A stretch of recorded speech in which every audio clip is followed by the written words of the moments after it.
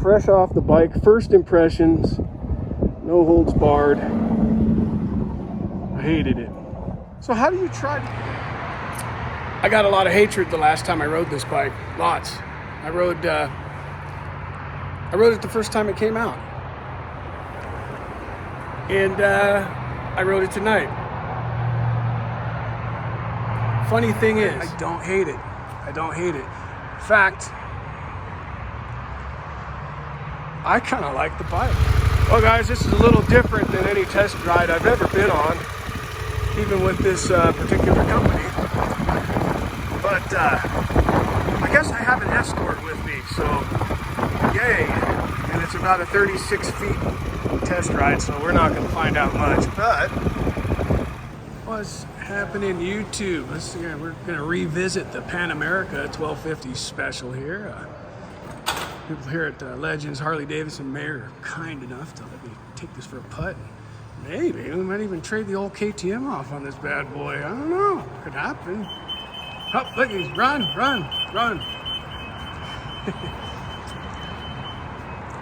So this is what we rode in on. Oh, this is what, maybe we'll ride out on it. I don't know. I got a lot of hatred the last time I rode this bike. Lots. I rode it the first time it came out. And I rode it tonight. Funny thing is, they actually put it in, showed me how to use the different modes instead of sticking it in rain mode and not telling me about it. And I don't know why you would do that when a guy shows up with that. The bike feels cheap. It doesn't feel like 150 horsepower, but yeah. So we cycle through the modes, and now it definitely feels like 150 horsepower. So first to second gear, it needs a little more input with your left boot than the KTM does, but the gearbox is kind of clunky, but so is the BMWs. I hated the clutch the first time I rode it. I don't hate it. I don't hate it. In fact, I kind of like the bike. So much so, and I really like what they did with the wheels. I like how they kind of went with the BMW style wheels. Now, I'm sorry guys if there's a lot of highway noise. I tried to make them all just stop and let me make this video, but they didn't. And from the beginning, I always liked the front end of this bike a lot.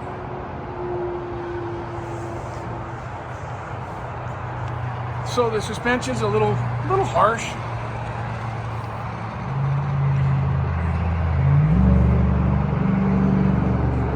But I mean, God, you're going from one world to the other. Now here's the thing. 26,000 or 24, 25,000, somewhere in there. I blocked it out. Like I hid that away in my brain because I got scared, because brand new, I paid $17,100 out the door. So is this better than that? Depends on what you're looking for. Depends on what you're looking for. Cruises down the highway, no vibrations. What I did notice is the switch gear is kind of real vague. The cruise control is like very vague. It's like a very micro switch. You can't feel that with a glove. You can barely feel it with your bare fingers. The buttons are kind of But yeah, I didn't hate it. So what's happened to you two? Yeah, live from my easy chair, where I've been pretty much for almost a month now. It's a real party. But anyways, I'm going through some old videos, and editing because I've got nothing but time on my hands right now. And came across this video with the 2022 Harley Davidson Pan America. As you guys remember, last year I rode one and the Harley shop just didn't do it right. They didn't do it right at all. They stuck it in rain mode. What they did is they rolled it out of the shop. It was already running.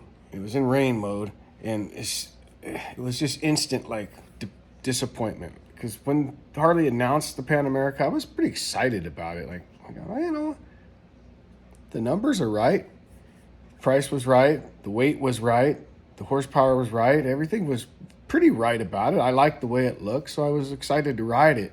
And when you show up on a bike that's pretty much its direct competition, you probably don't want to detune the motorcycle for the guy riding it. It's not gonna end well. But anyways, I got a second shot at it, and I rode it, and I liked it. I didn't love it. It's not better than my KTM at all, but it's good. It's real good. And if I hadn't been spoiled by BMWs and KTMs, I'd probably have one. But at the end of the day, it's not going to be super off-roady. I don't know what they have aftermarket for crash protection, but there's not a lot of crash protection on it now. And I'll be playing the part of a guy that likes to drop motorcycles off-road. And I think I would break that one if I went ahead and launched it. But it's good. I hated it at first. First ride I hated it, but I like it. Now, is it worth the price point?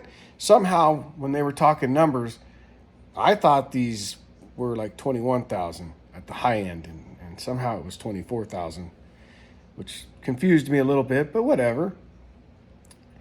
They're getting a little too close to the BMW territory, because for $30 out the door, I just was looking at one. $30 out the door for a GSA in the, what is that, the Trophy GS trim? 30 grand out the door. That's a lot of motorcycle for that money. You're not getting close with the Harley. You're not getting close. But it's good. And it would be a great sport touring bike that has some fire road capabilities for sure. Yeah, I liked it. I didn't hate it at all. I did not hate it at all. So I take it back. I take it back what I said in my last videos. So thanks for watching. Don't forget to hit the like and subscribe. And guess what? There's no chance that I'm trading my KTM for this bike, though. I paid a hell of a lot less brand new for my KTM, and I got a lot more bike. It is. It just is. It's a lot more bike. A lot more.